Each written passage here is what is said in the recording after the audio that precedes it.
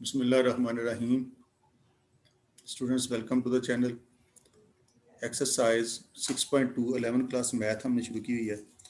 इसका question number 1 हमने शुरू किया था, उसके 2 पार्ट्स हमने पिछली वीडियो में किए थे। तीसरे पार्ट से आगे चलेंगे आज। क्वेश्चन नंबर 1 का थर्ड पार्ट है 3a7 is equal to 7a4 and a10 is equal to 33. Find the first 4 terms.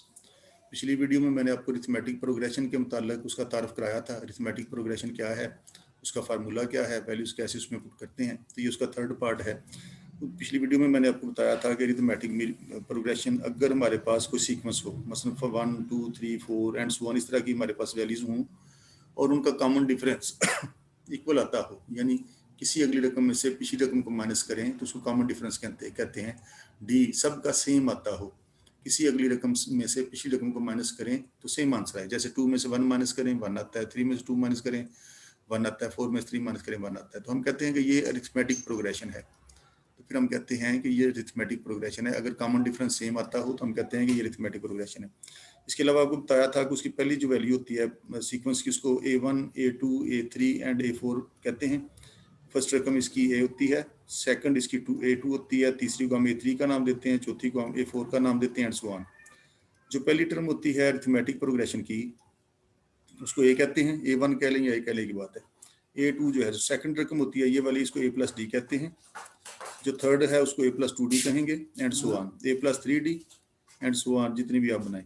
यानी जितनी वैल्यू यहाँ पर है, ये A3 है, यहाँ पर 3 है, तो यहाँ पर उससे एक कम आएगा, D के साथ एक कम आएगा, A+2D। अब देखें, इसमें वो कह रहा है कि एक सीक्वेंस है हमारे पास, वो 3a7, यानी उस सीक्वेंस की आप 7वीं रकम को 3 से मल्टीप्लाई करें और उस सीक्वेंस की चौथी रकम जो भी हो उसको 7 से मल्टीप्लाई करें तो वो सेम आंसर देता है। यानी एक ऐसा सीक्वेंस है, इसी तरह का कोई सीक्वेंस होगा वो हमने मालूम करना है। एक ऐसा सीक्वेंस है जिसकी 7वीं रकम को अगर 3 से मल्टीप्लाई किया जाए और उसी सीक्वेंस की चौथी रकम को 7 से मल्टीप्लाई किया जाए तो वो बराबर आते हैं, सेम आते हैं। इसके अलावा अगर हम उसी सीक्वेंस की 10वीं रकम लें तो वो 33 है। तो बताओ उस सीक्वेंस की पहली 4 रकमें कौन सी हैं। यानी उस सीक्वेंस के मुतालिक हमें उसने कुछ मालूमात दी हैं, हमने उसकी पहली 4 रकमें यानी A+D A+2D A+3D मालूम करना है।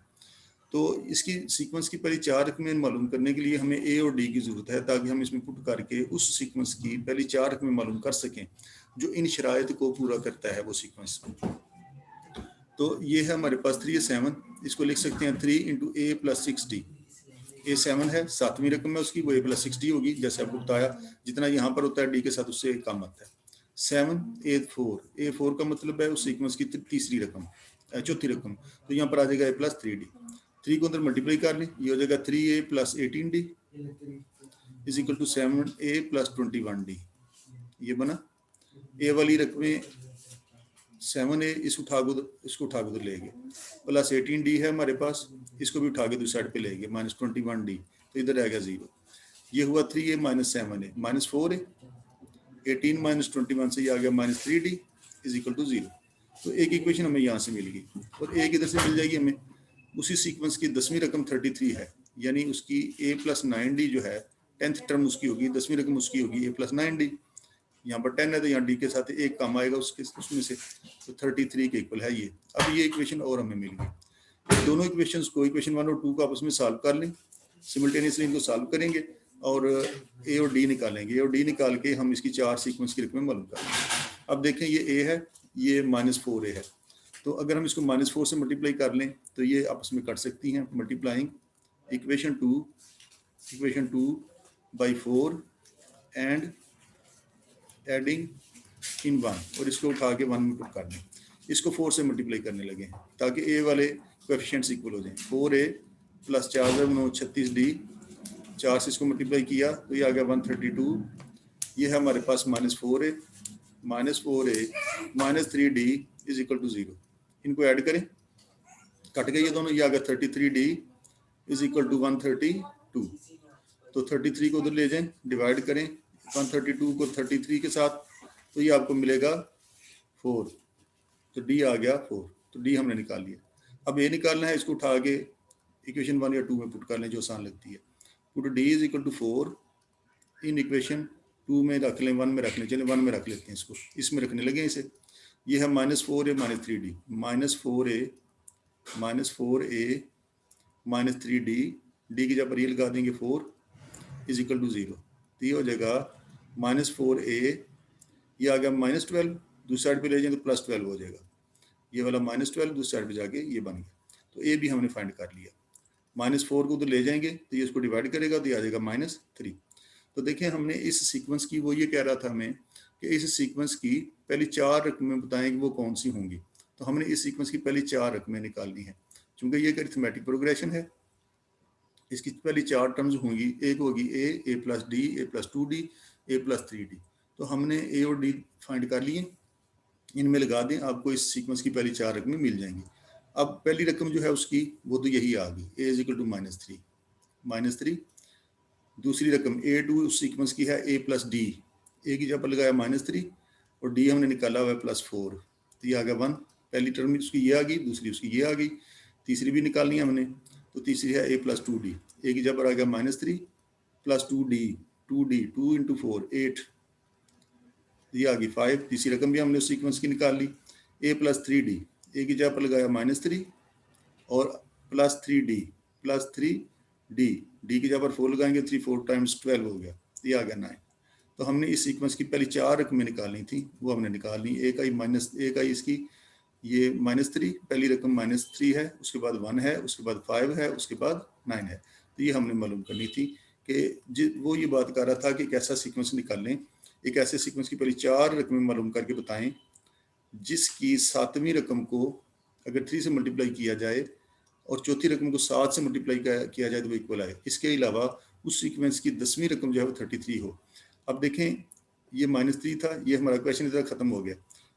-3 था तो इसके बाद आया 1, यानी इसमें उसने 4 10 ऐड किया है, 4 ऐड किया तो ये आ गया, 1 में 4 ऐड किया ये आ गया, 5 में 4 ऐड किया तो ये आ गया। यानी ये इस तरह से बना -3 1 5 9, 4 ऐड करते जाएं, अगली रकम आती जाएगी। अब इसी तरह से चलते जाएं, ऐड करते जाएं। आपके पास आपको 10वीं रकम इसकी 33 मिलेगी, यानी इसकी 10वीं रकम 33 ही बनेगी अगर आप बनाना चाहें, बना कर चेक करना चाहें। इसके अलावा अगर आप इसकी 7वीं रकम ले लें, उसको 3 से मल्टीप्लाई करें और इसी सीक्वेंस की चौथी रकम ले लें और उसको 7 से जब मल्टीप्लाई करेंगे अगर, तो फिर ये आपको ये दोनों इक्वल मिलेंगी। और यही हमने इसमें मालूम करना था कि इस सीक्वेंस की पहली 4 टर्म्स बतानी थी हमने। इसके बाद हम करेंगे इसका क्वेश्चन नंबर 2। इसके बाद ये आ गया इसका क्वेश्चन नंबर 2। क्वेश्चन नंबर 2 में वो कह रहा है if a(n-3) is equal to 2n-5, अगर आपके पास हो a of n-3 is equal to 2n-5, ये किसी सीक्वेंस की, कोई सीक्वेंस था तो उसके मुताबिक उसने बताया हुआ है कि उसकी a ऑफ उसकी, अगर आप ये करें कि उसकी nth टर्म n-3th टर्म को उसकी जो n-3th टर्म है वो 2n-5 हो, तो आप ये बताओ कि nth टर्म उसकी क्या होगी।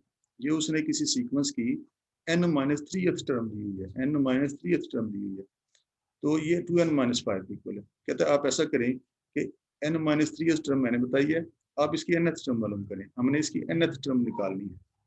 तो देखें, हम चाहते हैं कि ये वाली जो है ना, ये an बन जाए, nth टर्म बन जाए।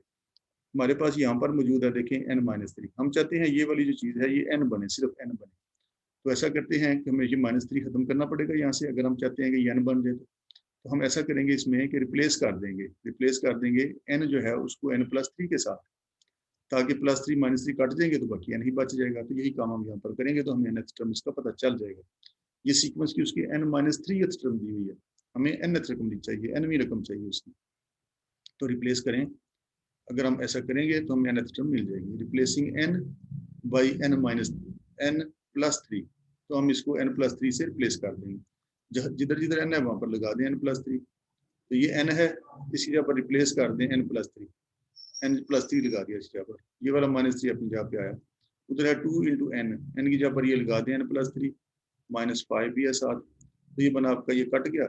nth टर्म इसकी आ गई 2n+6, 2 को अंदर मल्टीप्लाई किया, 2n+6 -5, तो ये हो गया nth टर्म इस सीक्वेंस की हमने निकाल ली 2n+1। यानी एक ऐसा सीक्वेंस जिसकी n-3th टर्म 2n-5 है, तो उसकी nth टर्म होगी 2n+1। इसके बाद हम करेंगे इसका next question, question number 3। Question number 3, question number 3 में ये कह रहा है कि आपके पास एक सीक्वेंस है, उसकी 5th टर्म जो है वो 16 है। आपके पास एक अरिथमेटिक प्रोग्रेशन है, उसकी जो 5वीं रकम है वो 16 है।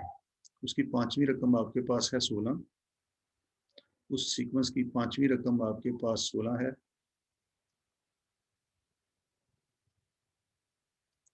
यानी फिफ्थ टर्म जो है वो आपको दिया उसने 16। एक अरिथमेटिक प्रोग्रेशन है, क्या ये रहा है कि उसकी फिफ्थ टर्म जो है वो 16 है और उसकी 20वीं रकम जो है वो 46 है। जो 20वीं रकम है उसकी वो 46 है। यानी A20 जो है 20वीं रकम जो है उस सीक्वेंस की वो है 46। तो बताओ कि उसकी 12वीं रकम क्या होगी, ये हमने मालूम करना है। एक ऐसा सीक्वेंस जिसकी 5वीं रकम 16 हो और 20वीं रकम 46 हो, बताएं उसकी 12वीं रकम क्या होगी। देखें, एक सीक्वेंस है हमारे पास, उसकी पहली, दूसरी, तीसरी, चौथी रकमों का हमें कोई पता नहीं। 5वीं कह रहा है 16 है, इसके बाद चलते जाएं तो 20वीं जो है ना वो 46 आती है। तो हमें ये बताना है कि 12वीं जो है ना वो क्या होगी, 12वीं क्या रकम है उसकी। देखिए, इस सीक्वेंस के मुतालिक उसने हमें कुछ बातें बताई हैं और ये कह रहा है कि फिर उसकी 12वीं रकम निकालें। अब देखें, वो कह रहा है कि A516 है, इस सीक्वेंस की 5वीं रकम 16 है। यानी ये अरिथमेटिक प्रोग्रेशन है और अरिथमेटिक प्रोग्रेशन में पता है आपको 5वीं रकम जो है वो A+4D होती है, ये 16 के इक्वल है। 20वीं रकम उस सीक्वेंस की 46 है, यानी A+19D जो है वो 46 के इक्वल है। दो इक्वेशन बन गई, एक इसको नंबर 1 कह लेते हैं, इसको नंबर 2 कह लेते हैं। तो हमें क्या करना है, हमें ये करना है, वो कह रहा है बताओ इसकी 12वीं रकम क्या होगी, इस सीक्वेंस की 12वीं रकम क्या होगी। 12वीं रकम का हमें पता है ये क्या होनी चाहिए, फिर A+11D होनी चाहिए, क्योंकि अरिथमेटिक प्रोग्रेशन है। जितना यहाँ पर आता है यहाँ पर एक कम आता है उससे, A+11D होनी चाहिए। यानी दरअसल हमें ए और डी निकालना है, इन दोनों को सॉल्व करके और इसमें पुट करना है, ताकि 12वीं रकम हम इसकी मालूम कर सकें उस सीक्वेंस की जिसकी उसने 5वीं और 20वीं रकम में बताई हुई है। इन दोनों को अगर माइनस किया जाए तो हमें मिल जाएगा, इन दोनों को अगर माइनस करें तो हमें ए और डी की वैल्यूज मिल सकती हैं। तो यही हम काम इसमें अब करने लगे।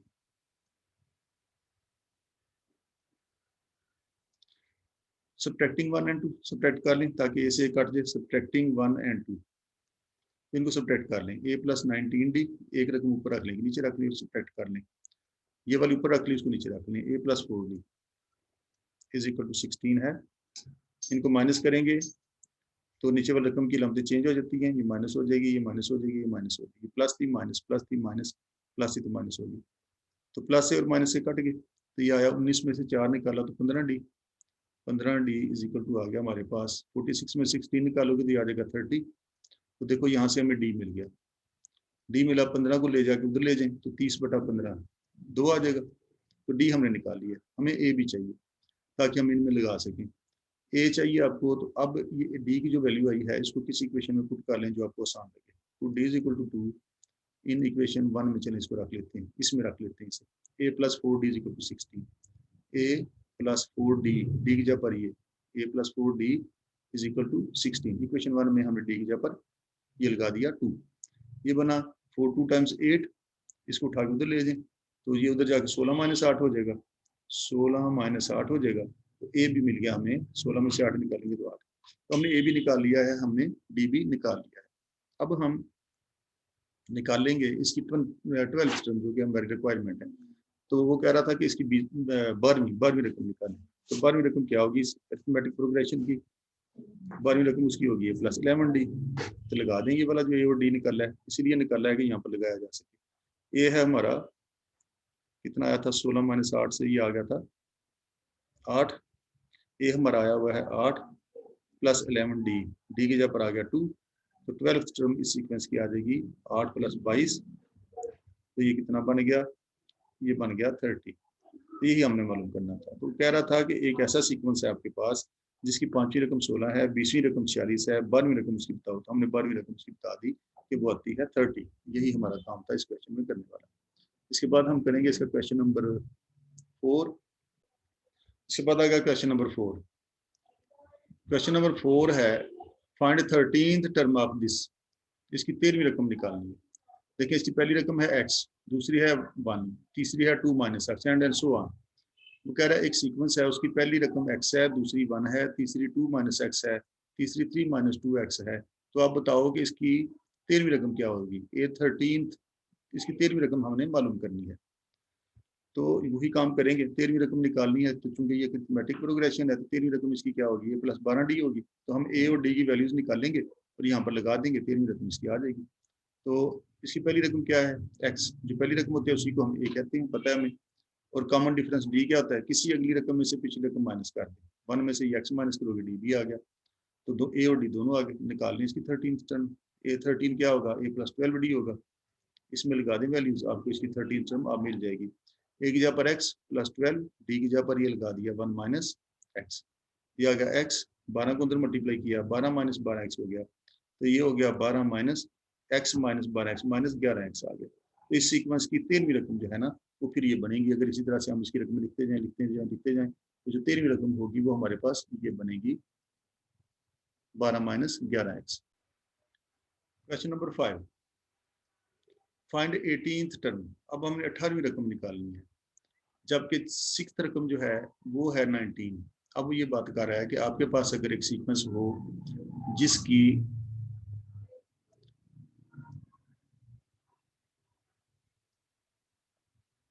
18वीं रकम आपने मालूम करनी है उसकी सीक्वेंस की। अगर आपके पास ऐसा हो कि उस सीक्वेंस की 6th टर्म 19 हो, यानी उस सीक्वेंस की जो 6वीं रकम है 6th टर्म है वो 19 हो, और 9th टर्म उस सीक्वेंस की 9वीं रकम जो है वो 31 हो, तो फिर आप ये बताओ कि उस सीक्वेंस की 18वीं रकम क्या होगी। हमने 18वीं रकम उसकी मालूम करनी है। तो क्या होगा फिर 18, ये होगा ए प्लस 17D।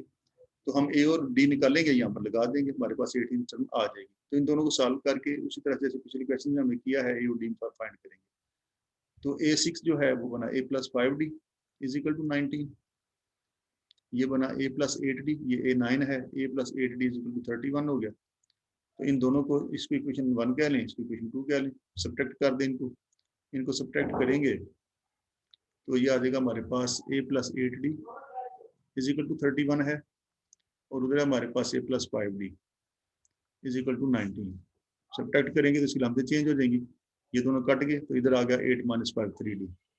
और उधर हमारे पास आएगा 31 में से 19 निकालेंगे तो 12, तो डी आ गया हमारे पास 4। 3 उधर जाके इसको डिवाइड करेगा तो 4 आ गया। अब इस डी को पुट कर लें, दोनों में से किसी में, put D is equal to 4 in 1 में चले रख लेते हैं, इसको इसमें रख लेते हैं। ये है a plus 5D is equal to 19, a plus 5D, a plus 5 d की जगह पर ये 4 लगा दो, उधर आ जाएगा 19। ये हो गया 5 और 4 20, ये 20 उठा के दूसरी साइड पर ले गया तो -20 आ गया, ये वाला 20 उधर चला गया। तो ए मिला हमें -1। तो हमने ए भी निकाल लिया है और हमने डी भी निकाल लिया, और हमें इसकी 18th टर्म निकालनी है इस सीक्वेंस की। तो इसमें लगा दें वैल्यूज, 18वीं रकम आ जाएगी आपके पास। ए की जगह पर 1 मालूम किया हुआ है वो लगा दिया 17, और डी की जगह पर 4 मालूम किया हुआ है तो ये हमने लगा दिया। ए की जगह पर आया था -1, ये -1 है, -1। 19 में से 20 निकालेंगे -1, ये जो है वो -1 है। 17D, डी की जगह पर आ गया 4, ये आ गया। इसकी 18वीं रकम आ जाएगी 17 और 4 68, तो 18वीं रकम बन गई इसकी 67। तो इस सीक्वेंस की जो 18वीं रकम बनती है वो 67 बनती है। तो यही हमने मालूम करना था कि एक ऐसा सीक्वेंस जिसकी 6वीं रकम 19 हो, जिसकी 9वीं रकम 31 हो, बताओ उसकी 18वीं रकम क्या बनेगी। तो उसकी 18वीं रकम बनती है 67। इसके बाद करेंगे इसका question number 6। Question number 6, which term of AP. कहता है इस अरिथमेटिक प्रोग्रेशन की 5 2 -1 एंड सो ऑन इज -85। कहता है बताओ ये -85 जो है इसकी कौन सी नी रकम बनेगी। ये बात इस क्वेश्चन में पूछ रहा है। देखिए ये 5, ये है 2, ये -1। 5 में से क्या करेंगे, ये 2 आए, 3 माइनस करें तो 5 में से 3 माइनस किया है तो ये आया, 2 में से 3 माइनस किया है तो ये आया, इसमें से 3 माइनस करेंगे -4 अगली रकम, -4 में 3 माइनस करेंगे तो इस तरह की रकमें आती जाएंगी। रास्ते में -85 भी आता है, यानी हर रकम में से 3 माइनस करें अगली रकम आ रही है, चलते जाएं तो रास्ते में -85 भी आता है। पूछ वो ये रहा है इस क्वेश्चन में कि बताओ जो -85 आएगा रास्ते में वो कौन सीवें नंबर पर होगा, 10वें नंबर पर होगा, 20वें नंबर पर होगा, किस नंबर पर होगा, ये कौन सी रकम है, ये हमने मालूम करना है। दरअसल इसमें हमने n मालूम करना है कि ये किस जगह पर होगा, कौन सी रकम बनेगी। तो a है इसमें हमारा 5, पहली रकम को a कहते हैं। कॉमन डिफरेंस d है इसमें 2 - 5 -3, किसी अगली रकम में से पिछली रकम माइनस करें तो कॉमन डिफरेंस आ जाता है। आखिरी रकम उसने खुद बता दी है, nth रकम हमें नहीं पता ये कौन सीवीं रकम है, n का हमें पता ही नहीं, ये 8वीं है 10वीं है कौन सी है, यही तो हमें मालूम करना है। ये आखिरी रकम -85 है, यानी nth टर्म जो है उसकी वो -85 है। तो अपने फार्मूले में वैल्यूज लगा दें, a n is equal to, क्योंकि ये अरिथमेटिक प्रोग्रेशन उसने बताया हुआ है, अरिथमेटिक प्रोग्रेशन का यही फार्मूला है, n is equal to a plus n minus one into D.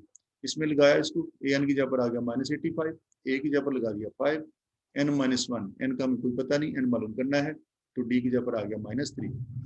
तो ये बना -85 is equal to 5 -3n, 5 -3n plus 3, -3 को अंदर मल्टीप्लाई कर दिया, ये आ गया -85, उधर आ गया आपके पास -3n, 5 जमा 3 से ये 8 आ गया, तो इस 8 को उठा के उधर ले जाएं, -8 हो जाएगा, n वाले को उधर अकेला कर लिया, तो ये आपके पास बन गया -93, और ये आया आपके पास -3n, और हमें निकालना है n, तो -93 और -3 ये वाला उठा के उधर ले गया, तो उधर जाकर उसको डिवाइड करेगा, तो n आपको मिल गया 31, माइनस से माइनस कट गया 31, यानी -85 इसकी 31st रकम बनती है, 31वें नंबर पर ये रकम आएगी, यही हमने मालूम करना था कि -85 इस सीक्वेंस की कौन सी रकम है, तो ये 31वें नंबर पर आएगी। Question number 7, which term of AP is 148, कहता है 148 इसकी कौन सी रकम होगी, पिछले क्वेश्चन की तरह इसको करेंगे, ये एपी है उसने बता दिया, अरिथमेटिक प्रोग्रेशन की ये रकमें हैं, पहली रकम -2 है, 4 है, 10 है एंड सो ऑन। तो कहता है बताओ ये 148 कौन सी रकम इसकी होगी, हमने n मालूम करना है कि किस नंबर पर ही आएगी। देखिए -2 के बाद ये आ रहा है 4, तो इसमें 6 ऐड किया तो ये आ गया, 6 ऐड किया तो ये आ गया, 6 ऐड करते जाएं तो अगली रकम आती जाती है, अब तक रास्ते में 148 भी आता है। तो कहता है बताओ 148 कौन से में नंबर पर आएगा, 20 में 40 में किस नंबर पर इसकी बारी आएगी। तो ए है हमारा -2, डी है किसी अगली रकम में से पिछली रकम माइनस कर दें, 4 में से ये -2 कर दें, 4 में से -2 को माइनस कर दिया, तो ये बन गया 4 + 2 = 6, डी ये आ गया। आखिरी रकम nth रकम जो है वो 148 है, ए एन इज इक्वल टू 148 हो गया, तो उसी फार्मूले में वैल्यूज लगा दें, a n is equal to a plus n minus one into d. nth रकम ये 148 है, ए की जगह पर आ गया -2 plus n minus one into d, d की जगह पर ये लगा दें 6, ये बन गया 148, इस -2 को चलें उठा के उधर ले जाते हैं, ये बना 6n - 6, ये आ गया 6n - 6 इज इक्वल टू, ये आ गया 150, तो ये बना 6 को उठा के उधर ले गए, 6n इज इक्वल टू 150, ये बना आपके पास 150,